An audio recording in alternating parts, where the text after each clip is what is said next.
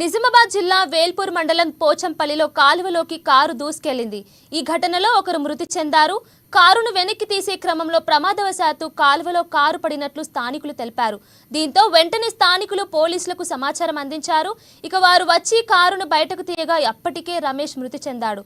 దీంతో మృతదేహానికి పోస్టుమార్టం నిమిత్తం ఆసుపత్రికి తరలించారు।